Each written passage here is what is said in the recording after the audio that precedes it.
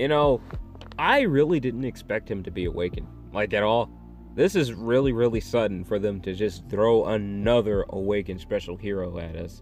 But the awakened Lu Bu never really was all that great in the first place. But anyways, greetings my fellow gamers, it is I, Wraith King. Today we are taking a look at another 7 Nights hero review, and this one should be an interesting one. The awakened Lu Bu. Hopefully he is a lot better than he was on the Korean version. I did not expect this at all. I didn't. This is just completely out of the blue for me, but yeah, awakened Lu Bu. Victory is created with your own hands. Now on the Korean version, I always love to make the comparisons between the games, just in case you were wondering why I always talk about the Korean version here, is because this is supposed to be better than the Korean version, because it's the global one. Everything about it is supposed to be an improvement. So whenever a new hero is released, I like to compare the two. And I'm hoping he is better here. I really am hoping, because he just isn't good on the Korean version of the game. He's just not all that great. Not everybody uses him, and the teams he is on are just rare. Sometimes we might see a few newbies with him, but other than that, no, I rarely see him at all in the arena anymore in the Korean version. But maybe there is like this special build that you can have with the awakened Lu Bu. But alright, Warrior God Lu Bu. Let's take a look at his passive. Superpower! Superpower effect will be applied if there are more than 3 offensive type allies on the team. If the damage received is higher than his current HP, he survives with 1 HP and becomes immune to all damage 5 times. Increases debuff resist by 50%. Does that just apply to him? If so, that's not bad at all. He also marks a target with each attack and activates Enraged Ultimate Spear when attacking the target with 2 marks. Enraged Ultimate Spear inflicts piercing damage to the target equal to 70% of attack 2 times, reduces the enemy's buffed rotation by 1 turn, so that's actually pretty powerful. Wait a second, future Wraith King here. I actually forgot to take a look at his the other effect in his passive called Superpower. What this does is it increases attack by 60% and nullifies hits equal to the number of surviving allies excluding the caster. That's not bad. I mean, he definitely requires a certain team set to work, but a lot of people already have more than 3 offensive type heroes on their team. Not a lot of people even use tanks anymore, even though there are a couple of really, really powerful tanks out. A lot of people do have teams made up of just solid fighters. I've seen it. You know what? Win condition metas haven't really entered the game yet on the global version of 7 Nights yet. But I have an idea for a build that can make him hit so hard that he might just one-shot the entire team. I'll give that a try. That's not bad at all. But alright, let's take a look at his first active ability. Can I speak English today? Let's take a look at his first active ability. Cosmic Dimension Slash. That sounds epic. Inflicts 70% physical damage on all enemies 3 times. Additionally, piercing and critical hit will take effect.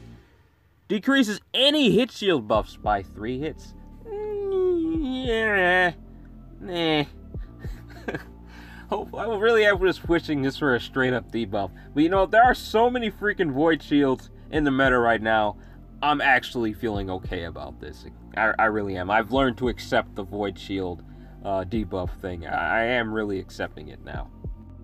Crimson Gale Slam, his second active ability, inflicts 100% physical damage on all enemies 2 times.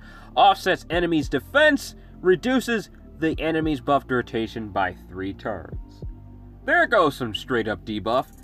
Now, this really is just a simple upgrade from his original second active ability, but still pretty powerful. Still pretty powerful. Now, going to his awakening skill. In the Korean version, he just wasn't all that great, and his awakening skill was one of the reasons why. It just didn't hit that hard, and people couldn't figure out how to actually make him work. And I couldn't figure out how to make him work either. It was just a complete mess. Hopefully, this is a little bit better. Courageous Dash inflicts 80% physical damage on all enemies 3 times. Additionally, Piercing will take effect and ignores the enemy's defense, stuns the enemy for 2 turns at a certain rate. Now, see, this is why a lot of people just couldn't figure out how to make him work. Because his awakening skill just didn't hit that hard. It just didn't. And there's not a lot of people just made him work. There were a few good teams, but they died off really, really quick. Now, maybe this upgrades when he's leveled up to 50, like Ace and a couple of the other heroes that were released here, because a lot of their abilities seem to increase in strength as they level up to 50. So maybe that's it. Maybe he is a little bit stronger at 50, and I just don't see it here on the chart. But alright, let's take a look at those awesome animations. Stand aside! Cool. Epic. You won't go back in one piece!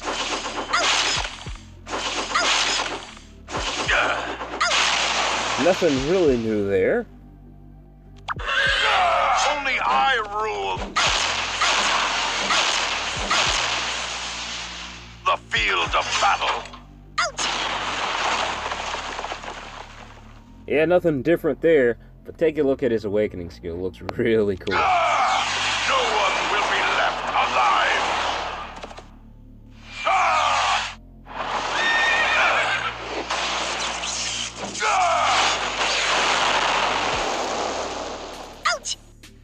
That's a really cool looking attack. It's just seen all those little minions flying all over the place. Now, he just isn't all that great in the Korean version. And is he any better here? No. Alright, shut up past me. The Awakened Lu Bu can be powerful if you have the right team set. I mean, he can be really, really powerful. Now, I don't like giving away too many things, but you know what? Why not? It's kind of headed this direction anyway. There is a meta in the Korean version I like to call the win condition meta. It's kind of fading off right now into something else. I can't really tell what it is, but I'll get into that in another video. But this meta uses one specific hero for all of your damage. Now, you still have the rest of your team too, but they're mainly powerhouses for the big powerhouse. They merely support him and make him or her and make them even more powerful than what they're normally supposed to be. So powerful to the point where, like I said earlier, they one-shot pretty much everybody with their abilities. Now, I have an idea to make him so unbelievably powerful that he can kill anything in this meta, because he has so much piercing and he ignores defense so well. He could just one-shot so many characters that are giving everybody trouble in this meta right now. So, here's what you need to do. You need Delins, and you need Aline, and you need Ace. You need 3 offensive heroes to activate his buff. And he's already an offensive hero, so okay, there's 1 down. And then you have Delins, and then you have Ace. Both of those characters are very important. You need both of those characters at least. Because Ace, first of all, he weakens the enemy team. Delins increases your damage. And I'm pretty sure it should stack with Lu Bu's passive, because it applies to the entire team and it increases damage. So, yeah, it should stack. And Aline, because she increases strength, you need her on your team pretty much all the time anyway. Normally, I'd have the twins on my team, but we need to take them out in order to have Lu Bu here on the team. Now, why am I taking the twins out? Because, first of all, Lu Bu has a serious piercing advantage. His abilities can hit really, really hard if you build him the right way, and that's what this build is for. Now, formation is something else you need to worry about. Positioning, very, very important. You need to build the defensive formation for this particular setup. Why the defensive formation? Because it increases the attack of the rear really, really well. Especially if it's maxed out. Mine's only at level 11 right now, so it's not going to be too much for me. But if you have a maxed out defensive formation, the attack increase for the rear should be ridiculous. So high. I mean, so freaking high. If you have a offensive hero in the back, they're going to be pretty strong. Now, Lu Bu has all these buffs I just mentioned on him right now. He has Oline, he has Delins, and he has the help of Ace with weakening the enemy team. His awakening skill should hit so freaking hard that it should one-shot pretty much anybody, tank or not. That's if you have the right item set up for him. This is how a win condition team works. You have this formation, you have your powerhouses in the front that supply the even bigger powerhouse in the back, and they should be so unbelievably strong that one skill from them should win the game. Now this is my secret build I'm giving you guys here. I don't give my secret builds to just anybody. I don't do this normally. You guys are lucky. But anyways, I got a decent surprise today, so I will be reviewing yet another hero for you guys. Someone else was released who I adore. Enjoy the review. You know, I thought I was gonna get a break after I recorded the review on the Awakened Lu Bu, but apparently they awakened someone else. They awakened someone else. Okay, who do we got? I'll fight to protect.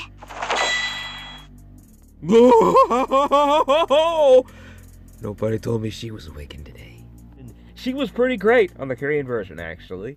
And no, she does not see play anymore because there are so many awakened special heroes that people use in the arena, especially the farther you go up in ladder.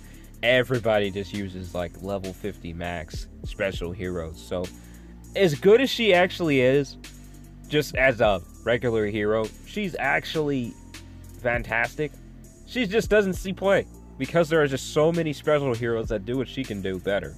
But alright, let's take a look at her passive ability. Princess of the Battlefield.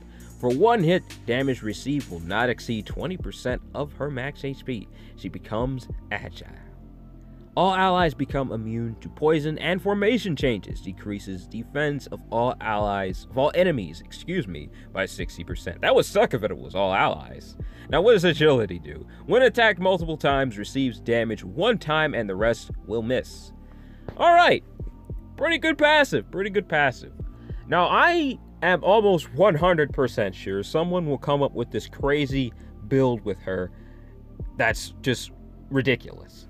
Now there's always just that one guy that comes up with this ridiculous build with normal heroes. Now I don't know how it would work really, because there are some special heroes that do what she can do and better, but you know what, I've been wrong before. I'm pretty sure someone will come up with a pretty cool build with her. But alright, let's take a look at her first active ability. Spring Up! Inflicts 100% magic damage on 3 enemies with the highest physical attack or magic attack 3 times. Piercing will take effect. Critical hit will be applied. Not bad at all. See, this is what I mean. She is such a great normal hero, but there's just so many special heroes. There's so many of them. You can't really fit her on your team. Lucid Dream puts all enemies to sleep for 2 turns at a certain rate, decreases the enemy's buff duration by 2 turns, decreases the target's charged awakening gauge by a fixed amount, and decreases any hit shield buffs by 2 hits. This doesn't do any damage, but it jacks up the enemy team in such a ridiculous passive way. It's pretty deadly. This is a pretty deadly ability. And now, if it was upgraded at all, if it dealt damage, this would just be overpowered. So, this is definitely a really good ability. Really strong. But it is definitely a huge upgrade from what it used to be, which was kind of just a simple debuff. But yeah, not bad. Let's take a look at her awakening skill, though. I can't really remember too much about it, though. So, this will be a decent surprise for me. But alright, let's take a look at it. Dance of Butterflies. Inflicts 80% magic damage on all enemies 3 times. Piercing will take effect. Paralyzes a target for 2 turns at a certain rate, and she becomes immune to all damage 4 times. Not bad at all. Now, doesn't do a ton of damage, but it does give her a void shield, which is pretty cool. Now, as I said earlier, probably not going to see too much play, but she's still awesome. I still like her. Alright, let's take a look at the animations.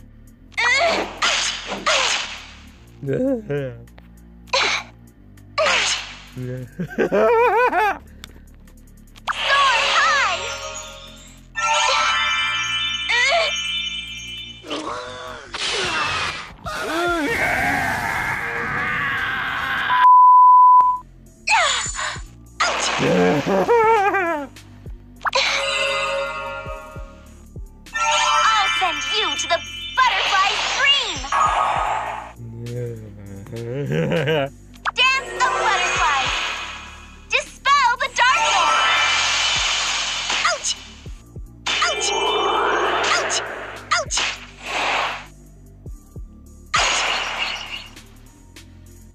10 out of 10! 10 out of 10! Best hero, give this lady a prize! She's perfect! Okay. In all seriousness, will she change anything with the meta? I mean, she's a good hero, but as I said earlier, there's just so many good special heroes out right now, especially farther down the ladder. It just won't seem to really need them too much. But you know what? She's still a great hero, and she's definitely going to be pretty good for newer players, for certain. But you know what, my fellow gamers? That is all the time I have left for this video. My impressions on the hero is, she is a great hero, but if you're a pro, you won't really be able to fit her on your team, because there's so many special heroes that pretty much do exactly what she can do, but a little bit better. So, not really a point to put her on your team if you're a pro, but if you're just starting out in the game, they give you a lot of good selectors at the beginning, a couple awakened normal hero selectors. She should definitely be one of your picks, because she is pretty good in the arena if you're just starting out. You know what, that is all the time I have left for this video, my fellow gamers. I have stretched this on for far too long. I hope you guys enjoyed it. If you did, remember to leave a like, comment, and please do subscribe to the channel for more. Until next time, take it easy for me, and please do have a blessed day. Bye.